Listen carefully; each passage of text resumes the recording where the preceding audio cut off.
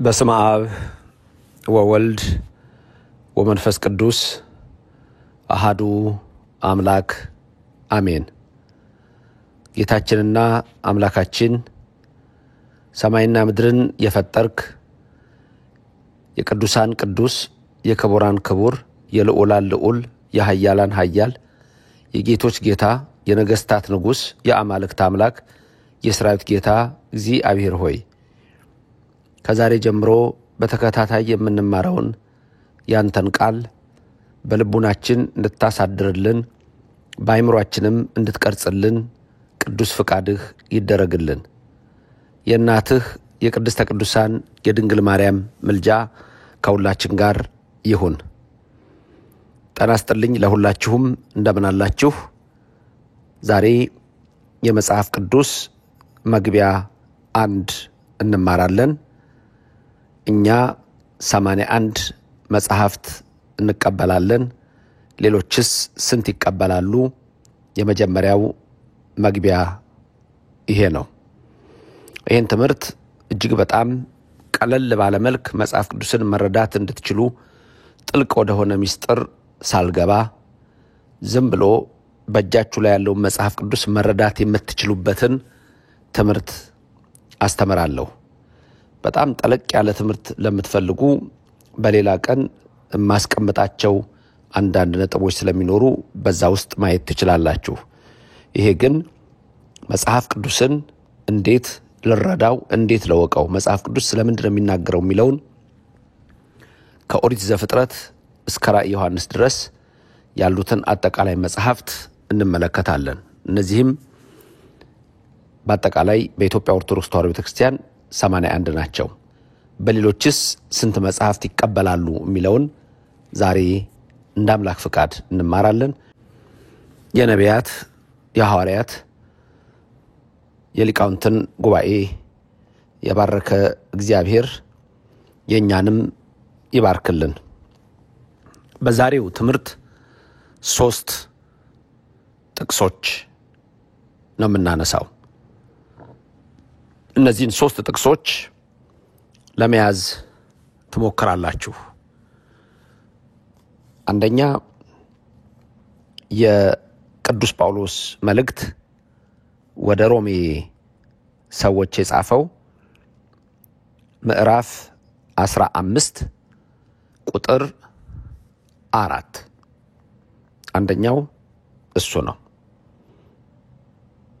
ሁለተኛው ደግሞ ሁለተኛ ጢሞቴዎስ ምዕራፍ 3 ቁጥር 16 እና 17 ነው። ሁለተኛ ጢሞቴዎስ ምዕራፍ 3 ቁጥር 16 እና 17 ነው። ሶስተኛው ጥቅሳችን ደግሞ የቅዱስ ጴጥሮስ መልእክት ሁለተኛው ምዕራፍ 1 ቁጥር 20 እና 21 ነው። ሁለተኛ ጴጥሮስ ምዕራፍ 1 ቁጥር 20 እና ቁጥር 21 እነዚህ በዛሬው ትምህርታችን የምናያቸው 3 መመሪያዎች ናቸው። ስለ መጽሐፍ ቅዱስ መመሪያዎች ናቸው። በመጀመሪያ ዛሬ የምንመለከተው ስንት መጽሐፍት እኛ እንደምንቀበል ሌሎቹ ደግሞ ስንት እንደሚቀበሉ ስለሆነ ያን ቁጥር ላስቀምጥላችሁ። የአይሁድ እምነት ተከታዮች የሚቀበሉት የመጽሐፍ ቁጥር የአይሁድ እምነት ተከታዮች 24 መጽሐፍት ብቻ ናቸው። አይሁድ የሚቀበሏቸው 24 መጽሐፍት ብቻ ናቸው። እንዳልኳችሁ ዝርዝር ውስጥ ገብቼ ምንም ነገር እንዲከብዳችሁ ስለማልፈልግ ዝርዝሩም ደግሞ ስለማያስፈልጋችሁ 24 መጽሐፍቶች ይቀበላሉ የሚለውን እንድታውቁና እነዚህ 24 መጽሐፍት ግን ሁሉም የብሉይ ኪዳን መጽሐፍት ናቸው። ምክንያቱም አይሁድ የክርስትና እምነት ተቀባዮች ስላልሆኑ በክርስትና የተጻፉት ወንጌሉ አዲስ ኪዳኑን አጠቃላይ መልእክቱን ሙሉ በሙሉ አይቀበሉም። ስለዚህ እነሱ ሙሉ በሙሉ ስለማይቀበሉ ከብሉይ ኪዳን ውስጥ ደግሞ የሚቀበሉት የሚፈልጉትን ያህል ብቻ ያም ደግሞ 24 መጽሐፍት ብቻ ይሆናሉ ማለት ነው። ስለዚህ የአይሁድ እምነት ተከታዮች የጁዳይዝም እምነት የሚቀበሏቸው የመጽሐፍት ቁጥር ስንት ናቸው? 24። ሁሉም የሚመደቡት ከየት ነው? ከብሉይ ኪዳን ነው የሚመደቡት። የሚቀጥለው ሳምንት ዝርዝር ስለምናይ ይገባናል። የበለጠ 24 መጽሐፍት ብቻ ይቀበላሉ። ሁሉም የብሉይ ኪዳን መጽሐፍት ናቸው። ቀጥሎ የካቶሊክ እምነት ስንት መጽሐፍት እንደሚቀበል እሱን ደግሞ ልግለጽላችሁ። የካቶሊክ እምነት የሚቀበሏቸው መጽሐፍት ብሉይ ኪዳንንም አዲስ ኪዳንንም ይቀበላሉ። በአጠቃላይ ካቶሊኮች በአሁን ሰዓት የሚቀበሏቸው ወደ 73 መጽሐፍት ናቸው። 73 መጽሐፍት ናቸው። እነዚህ 73ቱ መጽሐፍ ደግሞ ሙሉ በሙሉ ሲሆኑ የብሉይ ኪዳን 46 መጽሐፍት ይቀበላሉ። የአዲስ ኪዳን ደግሞ 27 መጽሐፍት ይቀበላሉ። ስለዚህ 46 የብሉይ ኪዳን መጽሐፍትና 27 የአዲስ ኪዳን መጽሐፍት አንድ ላይ ስንት መጽሐፍት ይቀበላሉ ማለት ነው? 73 መጽሐፍት ይቀበላሉ። የትኞቹ ናቸው ይህን 73 የሚቀበሉት? የካቶሊክ እምነት ተከታዮች እነሱ 73 መጽሐፍትን ይቀበላሉ። ሶስተኛ የግሪክ ወይም ኢስተርን ኦርቶዶክሶችን መውሰድ እንችላለን። ኢስተርን ኦርቶዶክስ የሚባሉት እንደ ግሪክ እንደገለጽኩት እንደ ራሽያ፣ እንደ ቡልጋሪያ፣ ሮማኒያ፣ የኢስተርን ዩሮፕ የሚባሉት ምስራቃዊው የአውሮፓ ክፍል በአብዛኛው የኦርቶዶክስ እምነት ተከታይ ነው። እነዚህ የሚቀበሏቸው የብሉይ ኪዳንንም የአዲስ ኪዳንንም ይቀበላሉ። እነዚህ የሚቀበሏቸው አጠቃላይ የኢስተርን ኦርቶዶክሶቹ ወደ 79 ደርሰዋል። እነዚህ 79 የሚደርሱት የኢስተርን ኦርቶዶክስ የግሪክ፣ ራሽያ ወይም ሌሎቹ አንድ ላይ የሚቀበሏቸው ወደዛ የደረሱባቸው የብሉይ 52 መጽሐፍት ሲሆኑ የአዲስ ኪዳን 27 ነው የሚቀበሉት። ስለዚህ 52 እና 27 ወደ 79 ይደርሳል። ስለዚህ የግሪክ ኦርቶዶክስ፣ የራሽያ ኦርቶዶክስ፣ የሮማኒያ፣ የቡልጋሪያ የመሳሰሉት የኢስተርን ኦርቶዶክስ የምስራቁ ኦርቶዶክስ ክፍል ተብሎ የሚታወቁት 79 የብሉይና የሐዲስ ኪዳን መጽሐፍትን ይቀበላሉ። 52ቱ የብሉይ መጽሐፍት ናቸው። 27ቱ ደግሞ የአዲስ ኪዳን መጽሐፍት ናቸው። በአጠቃላይ እነዚህ 79 ያህል መጽሐፍትን ይቀበላሉ። የኮፕቲክ ወይም ደግሞ የግብጽ ቤተክርስቲያን ብዙ ጊዜ እህት አብያተ ክርስቲያናት የሚባሉ አሉ። የምንመሳሰልባቸው በሶስቱ ካውንስሎች እንመሳሰላለን። አንድ አይነት መሰረታዊ እምነት አለን።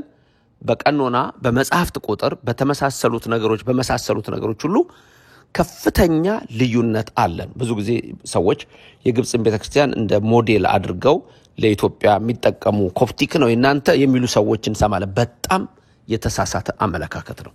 አሁንም የተነሱ አንዳንድ ወንድሞቻችን ሰባኪዎች የግብጽ ባሪያ ሆነው እመለከታቸዋለሁ። በአብዛኛው በአስተምሮታቸው በአንዳንድ ነገራቸው ያን አይነት መንፈስ አይባቸዋለሁ። ከፍተኛ የሆነ ልዩነት አለን። ለምሳሌ እርግጥ መጽሐፍ ርዕሳችን መጽሐፍ ቅዱስ ነው እንጂ ለምሳሌ ስርዓት ላይ ጫማው ልቆ ቤተ መቅደስ መግባት አለ መግባት በእነሱ ዘንድ አንዳንዶቹ ያውልቃሉ፣ አንዳንዶቹ አያውልቁም። ግን እንደኛ አይነት ስርዓት የላቸውም። ለማንኛውም የኮፕቲክ የሚቀበሉት ስንት መጽሐፍት ይመስላችኋል ስትገምቱ? መልካም። የኮፕቲክ የሚቀበሉት 73 መጽሐፍት ነው። ኮፕቲኮች 73 መጽሐፍ ነው የሚቀበሉት። 46 የብሉይ ኪዳን መጽሐፍትና 27 የአዲስ ኪዳን መጽሐፍት ይቀበላሉ። ስለዚህ 46 እና 27 አንድ ላይ ስንት ይሆናል? 73 መጽሐፍት ይሆናሉ። ስለዚህ የኮፕቲክ ቸርች የኮፕቲክ ቤተክርስቲያን ወይም የግብጽ ቤተክርስቲያንና መሰሎች የሚቀበሉት 73 ነው። አሁን ትኩረት የምታደርጉት ነገር እዚህ ጋር ምንድነው? የኮፕቲኩ ከካቶሊኩ ጋራ ተመሳሳይነትን ታዩበታላችሁ። አንድ አይነት ነው። በአብዛኛው የግብጽ አሁን ያለው የግብጽ ቤተክርስቲያንና የጥንቱ ብዙ ልዩነቶችን አይበታለሁ። በኔ በራሴ ብዙ ልዩነቶችን አይበታለሁ። በአብዛኛው የመመሳሰል ነገሮች አሉት። አሁን የሞደርኑ የኮፕቲክ ቸርች ከካቶሊኩ ጋር የመመሳሰል ባንዳን ነገሮችም የመነጋገር ከኢስተርን ኦርቶዶክሱ ጋራም አንድ መሆን ይሻለናል የሚል ግን ብዙ መሰረታዊ ልዩነቶች አሉ። እነዚህ በእምነት ትምህርት ውስጥ እንማራቸዋለን። ለማንኛውም ግን አሁን የመጽሐፍ ቅዱስ ቁጥርን ዛሬ ስንማር በመግቢያ አንድ ላይ የኮፕቲክ ቸርች 73 መጽሐፍትን ትቀበላለች። 46 የብሉይ መጽሐፍትና 27 የአዲስ ኪዳን መጽሐፍትን። ስለዚህ ከካቶሊኩ ጋር ተመሳሳይነት አለው። ከኢስተርን ኦርቶዶክሱ እንደውም ያነሰ ሆኖ እናገኘዋለን። ወደ ኢትዮጵያው መጽሐፍ እንምጣ። የኢትዮጵያ ቤተክርስቲያን እኛ የምንቀበላቸው የመጽሐፍት ቁጥር 81 ነው። 81 መጽሐፍት እንቀበላለን። እነዚህም 46 የብሉይ ኪዳን መጽሐፍትና 35 የአዲስ ኪዳን መጽሐፍት ናቸው። ስለዚህ አጠቃላይ 35 እና 46 ስንት ይሆናሉ? 81 የቀኖና መጽሐፍት ይሆናሉ ማለት ነው። በዛሬው ትምህርታችን እንግዲህ ምን እንረዳለን?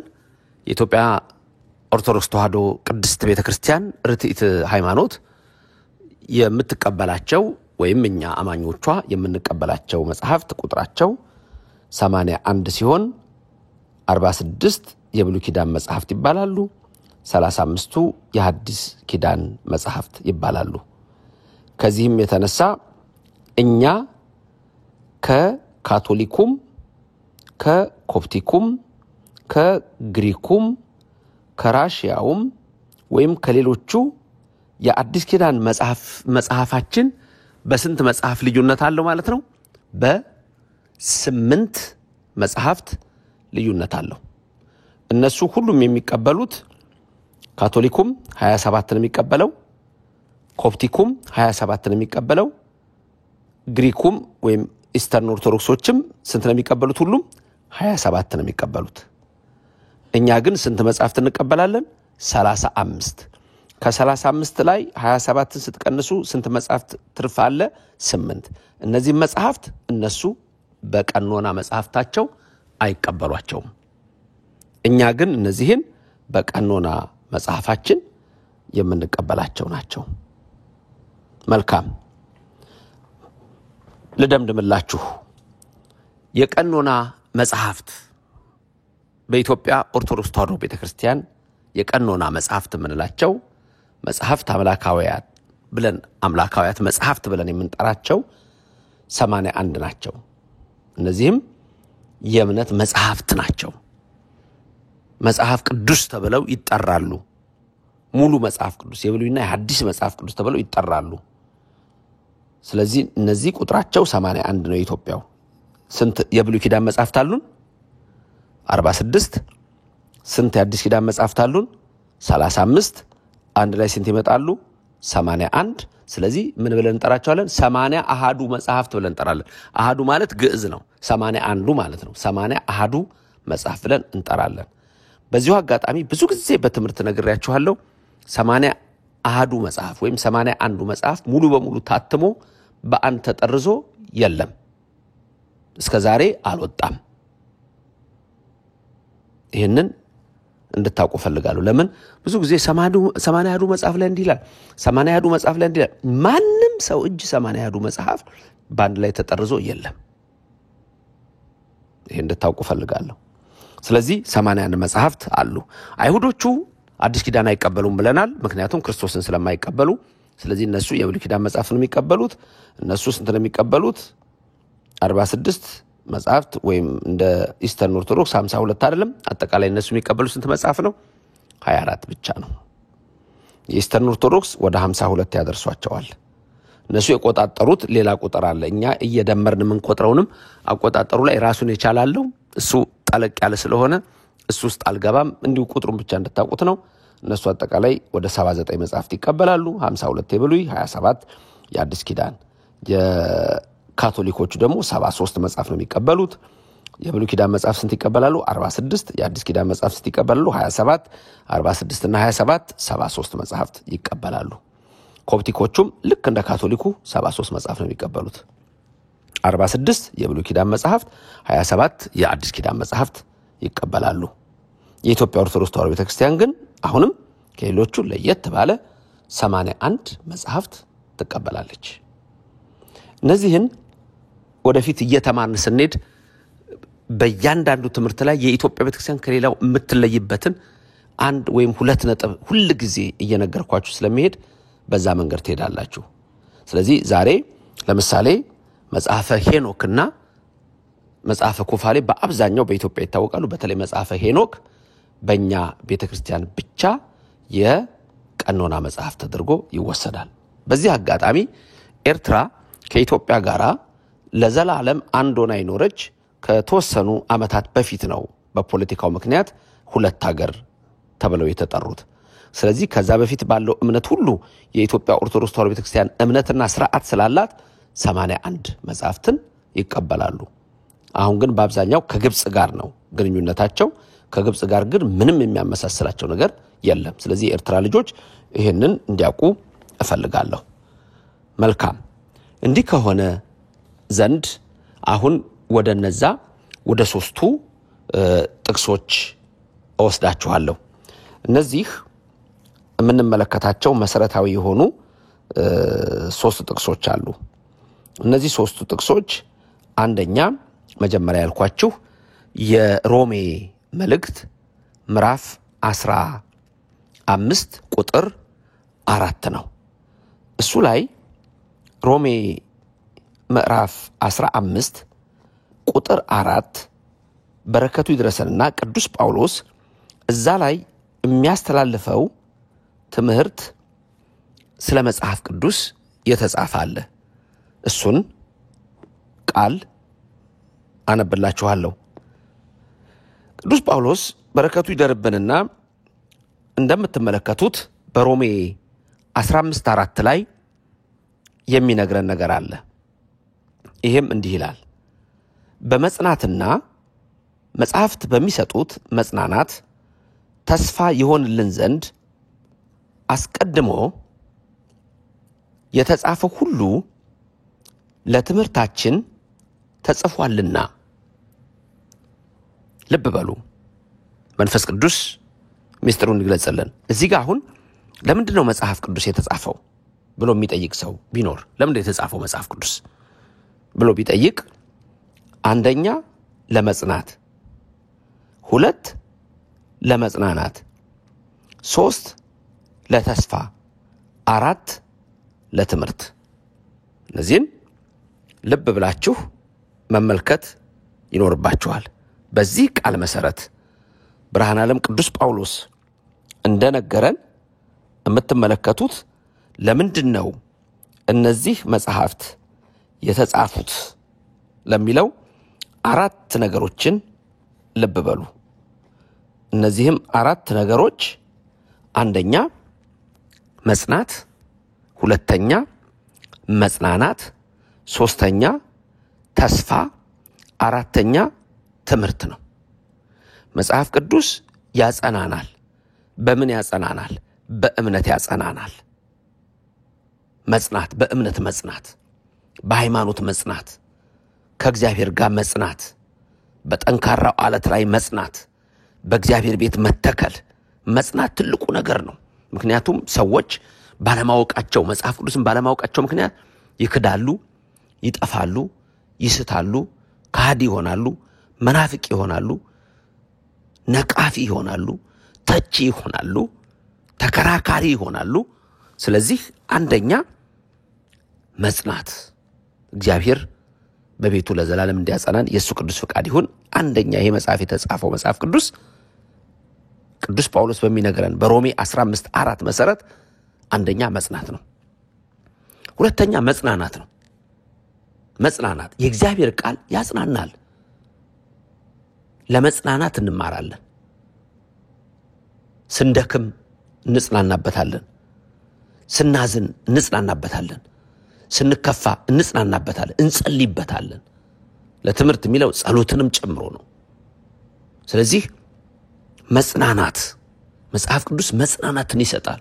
አሁን በዚህ ተከታታይ ትምህርት አንደኛ ጸንታችሁ ትማራላችሁ፣ ሁለተኛ ተጽናናላችሁ፣ ሶስተኛ ተስፋ መንግሥተ ሰማያትን የምናየው በመጽሐፍ ቅዱስ ውስጥ ነው።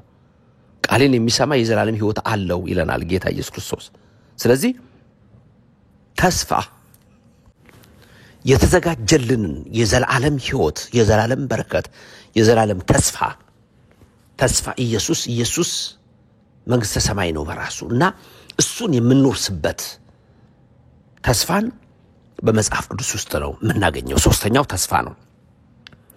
አራተኛ ለትምህርታችን የተጻፈው፣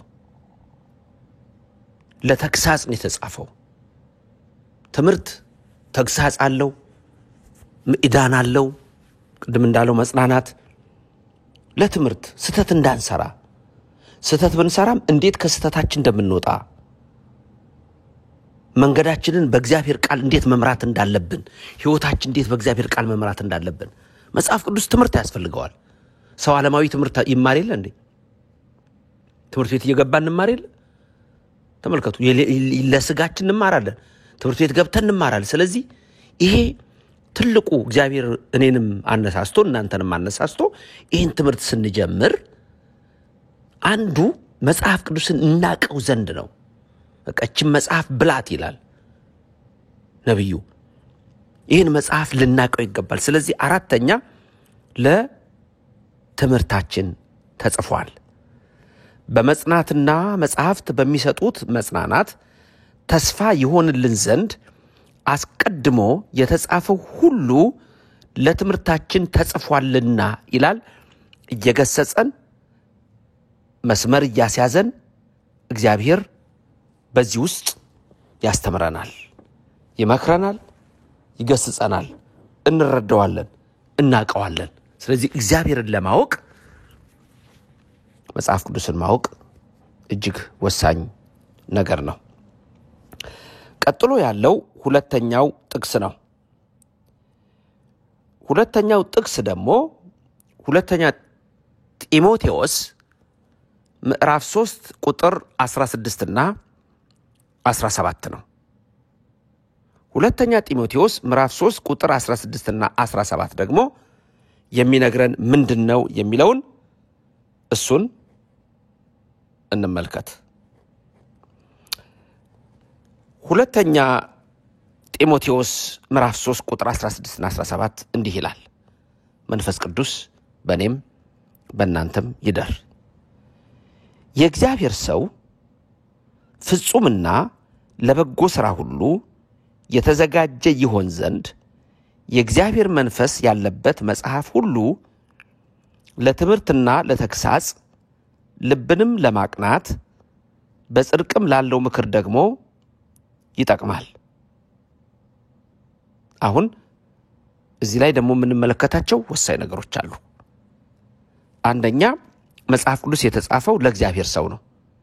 የእግዚአብሔር ሰው ማለት እኛ ነን። የእግዚአብሔር ሰዎች እኛ ነን። አንተ የእግዚአብሔር ሰው ነህ፣ አንቺ የእግዚአብሔር ሰው ነሽ፣ እኔ የእግዚአብሔር ሰው ነኝ። ለኛ ለምናምን ሰዎች ማለት ነው። ስለዚህ የእግዚአብሔር ሰው ምን እንዲሆን? አንደኛ ፍጹም እንዲሆን፣ ሁለተኛ ለበጎ ሥራ የተዘጋጀ እንዲሆን።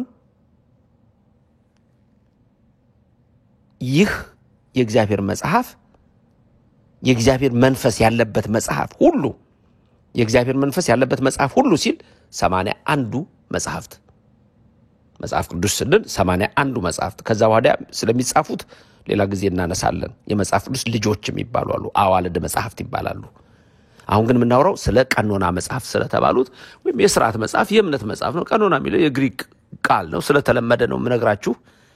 የእምነት መጽሐፍ እግዚአብሔርን የምናውቅበት መጽሐፍ፣ እግዚአብሔር በነቢያት እግዚአብሔር በሐዋርያት በቅዱሳኑ ለእኛ ያጻፈው መጽሐፍ አንደኛ ፍጹም እንድንሆን፣ ሁለት ለበጎ ሥራ የተዘጋጀን እንድንሆን፣ ሶስት ለትምህርት፣ አራት ለተግሳጽ፣ አምስት ልብን ለማቅናት፣ ስድስት ለምክር። ልብ በሉ። እነዚህ መጽሐፍት የሚጠቅሙን መጽሐፍ ቅዱስ በዚህኛው መልእክት ደግሞ በሁለተኛ ጢሞቴዎስ ምዕራፍ 3 ቁጥር 16 እና 17 መሰረት እነዚህን የሚይዙ ናቸው። ምን ይይዛሉ? ልብ በሉ። አንደኛ የተጻፈው ለማን ነው? ለእኛ ነው። ምን እንድንሆን?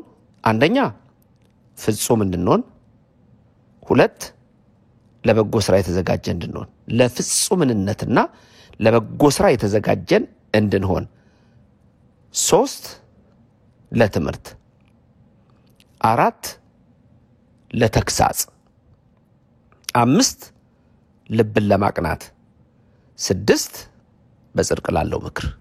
ለነዚህ ጥቅም ነው የተጻፈው። እዚህ መጽሐፍ ቅዱስን አሁን ስንማር፣ መጽሐፍ ቅዱስን ስናቅ፣ መጽሐፍ ቅዱስ ስናነብ ለእኛ ነው የተጻፈው።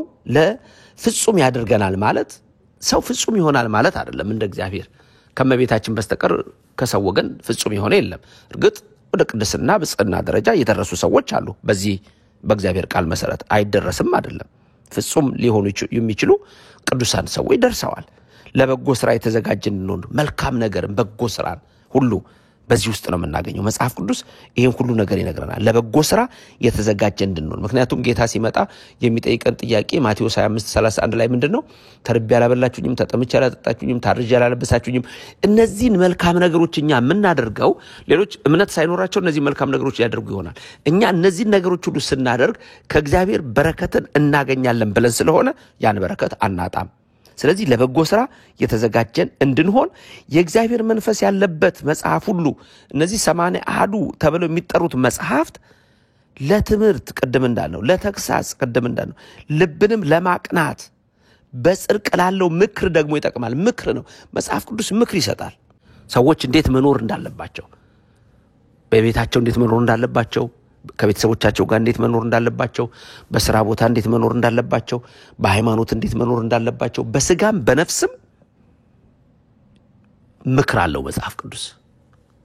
ምክር ደግሞ ለሚሰማት ሰው መልካም ነገርን ታደርጋለች። ስለዚህ እነዚህን 6 ነገሮች በሁለተኛ ጢሞቴዎስ ምዕራፍ 3 ከቁጥር 16 እስከ 17 ደግሞ ትመለከታላችሁ።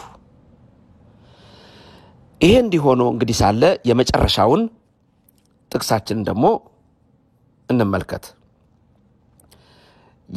የመጨረሻው የዕለቱ ጥቅሳችን ሁለተኛ ጴጥሮስ ምዕራፍ 1 ቁጥር 20 እና 21 ላይ ነው። እሱ ላይ ደግሞ ቅዱስ ጴጥሮስ የሚነግረንን እንመልከት። እዛ ላይ የምናየው እንግዲህ ሁለተኛ ጴጥሮስ ነው፣ ምዕራፍ 1 ነው፣ ቁጥር 20 እና 21 ነው። እንዲህ ይላል፣ መንፈስ ቅዱስ በእኔም በእናንተ ላይ ይደር። ይህን በመጀመሪያ እወቁ፣ በመጽሐፍ ያለውን ትንቢት ሁሉ ማንም ለገዛ ራሱ ሊተረጉም አልተፈቀደም። ትንቢት ከቶ በሰው ፈቃድ አልመጣምና፣ ዳሩ ግን በእግዚአብሔር ተልከው ቅዱሳን ሰዎች በመንፈስ ቅዱስ ተነድተው ተናገሩ። ተመልከቱ ወገኖቼ፣ ይሄ እጅግ ወሳኝ የሆነ ለሚያምን ሁሉ ከፍተኛ የሆነ ማስጠንቀቂያ ነው። ይህ ማስጠንቀቂያ ሰዎች እንደገዛ ፍላጎታቸው መጽሐፍ ቅዱስን እየተረጎሙ ወደ ክደትና ወደ ምንፍቅና እንዳይገቡ የገቡ ስላሉ በዛን ዘመንም ቢሆን አሉ፣ ዛሬም አሉ፣ ወደፊትም ይኖራሉ እስከ ምጽአት። ስለዚህ ሊቀ ሐዋርያት ቅዱስ ጴጥሮስ የሚያስጠነቅቀን እዚህ ጋር ምንድነው? በመጀመሪያ ማወቅ ያለባችሁ ይላል። ስለዚህ ዛሬ የመጀመሪያ ትምህርታችን ክፍል 1 ነው። በዚህ ውስጥ የዕለቱ ትምህርታችን ማጠናቀቂያ በጣም የምንጠነቀቅበት ነገር ሐዋርያው የሚነግረን ይህም በመጀመሪያ እወቁ። በመጀመሪያ ማንም ሰው መጽሐፍ ቅዱስ ከመግለጡ በፊት ማወቅ ያለበት ነገር አለ። እሱ ምንድነው? 1 በመጽሐፍ ያለውን ትንቢት ማንም ለገዛ ራሱ ሊተረጉም አልተፈቀደለትም። 2 ትንቢት ከቶ በሰው ፈቃድ አልመጣም። 3 በእግዚአብሔር ተልከው ቅዱሳን ሰዎች በመንፈስ ቅዱስ ተነድተው ተናግረውታል። ስለዚህ ይሄን 3ቱን ነገር ማወቅ አለባችሁ። አንደኛ በመጀመሪያ ማወቅ ያለባችሁ በመጽሐፍ ቅዱስ ያለውን ትንቢት መተርጎም እንደ ፍላጎት መተርጎም አይቻልም።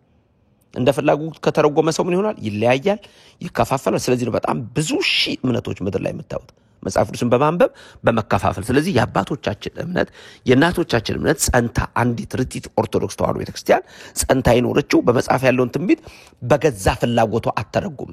ለዚህ ነው ከአባቶቻችን ከእናቶቻችን ሲወራረድ የመጣ ብለን የምንይዘው ለዚህ ነው። ስለዚህ በመጀመሪያ የምናውቀው ነገር ትንቢት ሁሉ ማንም በገዛ ራሱ ሊተረጉመው እንደማይችል የትንቢትን መጽሐፍ ለምን? ሁለተኛ ትንቢት ከቶ በሰው ፍቃድ የመጣ አይደለምና።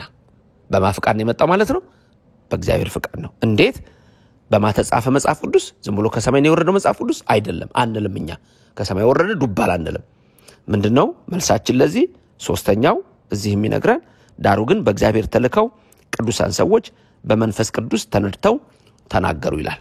በመንፈስ ቅዱስ ተነድተው ተናገሩ። ስለዚህ እነዚህን ነው አስተውለን የምንሄደው። ስለዚህ የዛሬ የመጀመሪያ የመግቢያ 1 ነው ዛሬ። መግቢያ 2 የሚቀጥለው ሳምንት ነው። ይሄ ትምህርት ዛሬ ተማርነው አንደኛ መጽሐፍ ቅዱስ ቁጥሩ የምናምናቸው መጽሐፍትኛ አባቶቻችን የተረከብናቸው መጽሐፍ ቅዱስ የምንለው 80 አሃዱ መጽሐፍ የሚባሉትን ነው። የአይሁድ አዲስ ኪዳን ስለማይቀበሉ 24 መጽሐፍት ብቻ ነው የሚቀበሉት። ካቶሊኮች 73 መጽሐፍት ነው የሚቀበሉት። እንደ ግብጽ እና የመሳሰሉት 73 ብቻ ነው የሚቀበሉት። የኢስተርን ኦርቶዶክስ የሚባሉት ደግሞ ምስራቃውያን የኦርቶዶክስ አማኞች ወደ 79 መጽሐፍትን ይቀበላሉ። አለፈው 75 የሚቀበሉም አሉ፣ 79ም የሚቀበሉ አሉ። እሱን ቁጥር አየን። በሁለተኛ ደረጃ ደግሞ 3ቱን ጥቅሶች መመሪያችን የሆኑትን እነሱን ተመለከትን። አንደኛ የተመለከትነው ሮሜ ምዕራፍ 15 ቁጥር 4 ላይ ያለውን የቅዱስ ጳውሎስ መልእክት ነው። ከዛ ሁለተኛ ጢሞቴዎስ ምዕራፍ 3 ቁጥር 16 እና 17 ነው። ከዛ ቀጥለን ደግሞ ሁለተኛ ጴጥሮስ ምዕራፍ 1 ቁጥር 20 እና 21 ነው። ዛሬ የምትይዟቸው ወሳኝ ጥቅሶች 3 ናቸው። ያኛው የመጽሐፍ ቁጥር ልዩነቱ በእኛና በሌሎች ያለውን ታያላችሁ። በዓለም ላይ ብቸኛ ቤተክርስቲያን የኢትዮጵያ ኦርቶዶክስ ተዋሕዶ ቤተክርስቲያን 81 የቀኖና መጽሐፍትን ትቀበላለች። የሚቀጥለው ሳምንት በመግቢያ 2 ብሉይ ኪዳን የሚባሉት መጽሐፍት እነማን ናቸው? አዲስ ኪዳን የሚባሉት መጽሐፍት እነማን ናቸው? እኛ የምንጨምራቸው 8ቱ መጽሐፍት ምን የሚባሉ ናቸው? ለምንድነው በህትመትስ በእያንዳንዱ ሰው እጅ የማይገቡት? ለምንድነው?